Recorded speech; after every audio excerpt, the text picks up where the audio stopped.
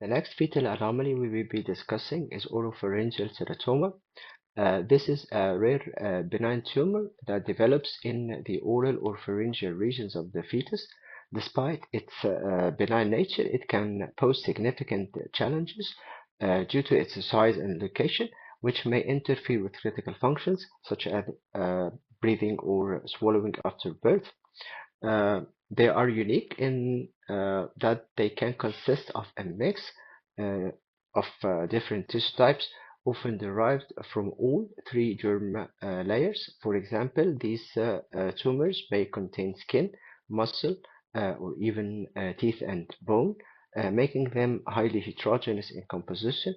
The ability to diagnose this condition prenatally is crucial for planning delivery and postnatal care, as larger tumors may require immediate uh, intervention to ensure the newborn's survival. In the next segment, we will be discussing how 3D and 4D ultrasound play a role in diagnosing this rare anomaly.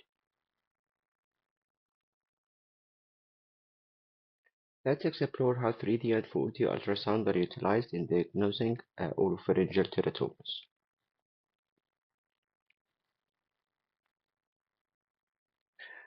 With 3D ultrasound, we can gain valuable insight into the location, size, and nature of the mass.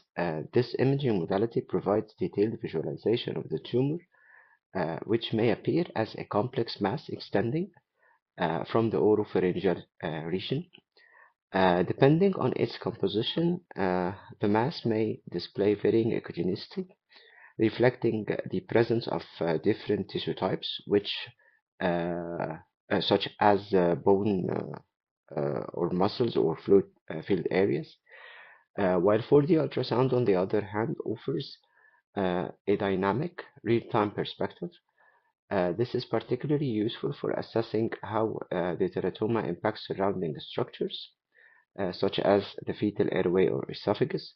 For example, large teratomas can cause airway obstruction or swallowing difficulties, which are critical to identify for planning safe delivery and immediate postnatal care. Together, these imaging techniques enhance our ability to diagnose um, and evaluate this rare anomaly, helping to guide delivery planning and treatment strategies.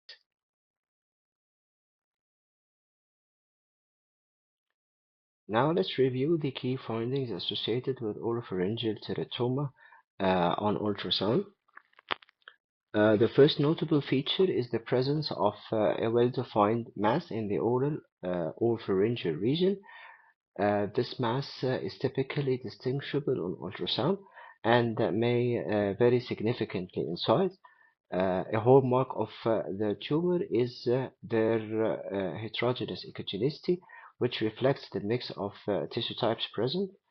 For instance, areas of higher echogenicity might indicate the presence of bone or teeth, while less echogenic regions may represent softer tissues or fluid. Additionally, the mass can cause significant complications. Airway obstruction is a major concern, particularly when the tumor blocks the fetal airway. This can lead to secondary findings such as polyhydramnios, which occurs due to impaired swallowing.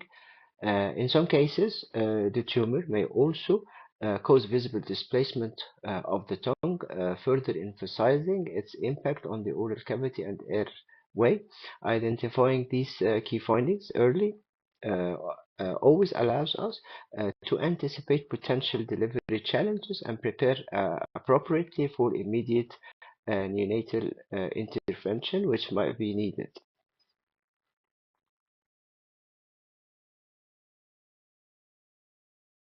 Let's discuss the associated conditions and management and prognosis for oropharyngeal teratomas.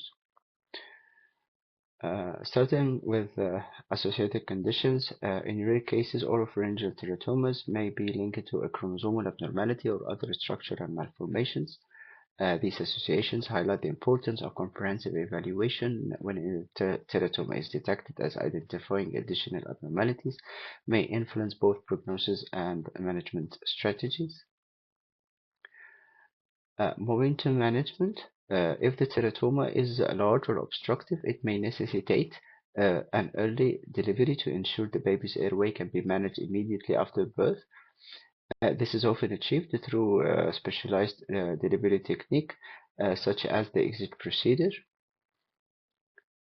which provides airway support during delivery. Then after birth, the standard approach involves surgical resection of the tumor to remove the mass and alleviate any obstructions or complications it might cause. The prognosis is generally favorable, particularly if the tumor is removed successfully without major complications. Most infants recover well with proper surgical and neonatal care. However, the outcome may depend on the tumor size, location, and any associated anomalies that could impact the baby's overall health. Uh, with these considerations, early diagnosis through advanced imaging is key to optimizing outcomes for affected fetuses and their families. Next, let's move on to the next anomaly in our discussion.